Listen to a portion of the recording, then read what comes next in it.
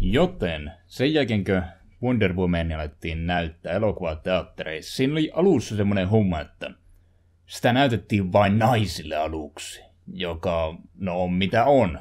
Joten luetaanpa tämä uskomaton, innovoiva tarina, minkä tämä mies kertoo itsestään ja sen tyttöystävästä. I took my girlfriend to see it. She knew nothing about Wonder Woman. In the opening training scene, she leaned over and whispered, "Those are all women." After the movie, she had to take a moment in the car. She said, "So that's what representation feels like. I had no idea that kind of role model was missing from my life." Kyllä, koska ensinnäkin tämä nainen on seksisti. Roolimallina voi pelkästään olla nainen, mutta myös sen lisäksi se, että naisilla ei voi olla muita roolimalleja kuin näyttelijöitä. Julkkiksia. Ei voi olla oma äiti roolimallina, ei voi olla oma sisko roolimallina, ei voi olla oma opettaja roolimallina, se on pakko olla näyttelijä. Ja kuten me kaikki tiedämme, ennen Wonder Womania ei ole ikinä ollut naisnäyttelijää. Se on jännä fakta, mitä moni ei muista. Ai niin joo, ei ole, se ei pidä paikkaansa. Then we cried. What? Eli mitä tämä tyyppi haluaa minun uskovan? Näki Wonder Womanin, ja se nainen oli niin liikuttu, että meni yhdessä itkemään autoon. Mä olin sanonut nähdä tämän koko homma. 2 vitu idiootti. Wonder elokuvassa oli nainen.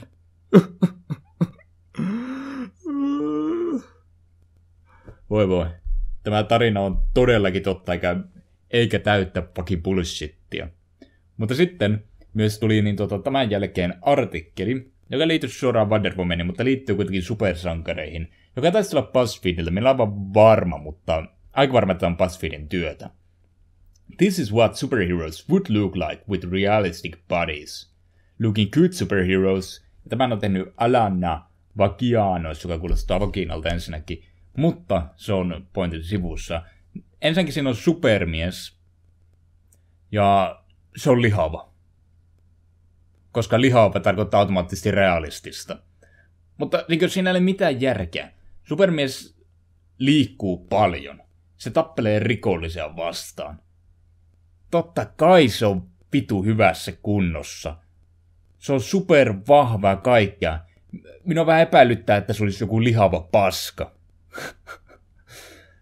Ja sitten siinä on Black Panther, joka myös näyttää, tai nyt tässä näyttää meikin, kun se on joku vitu sumopainija, jossa ei taaskaan ole mitään järkeä, koska minä olen Black Pantherin suuri fani, mutta eikö se ole se homma, että se liikkuu nopea, on vähän niin kuin tämmöinen assassin-tyyppi tietyllä tavalla. Joten se on mitään järkeä, että se on lihava. Ja miten muutenkaan tämä lihava tarkoittaa suoraan realistista?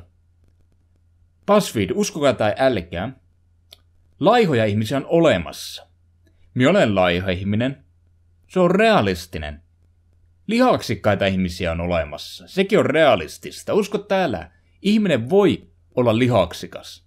Tämä on pelkästään tämä body positivity paska, että todellinen, oikea ruumis on lihava ruumis.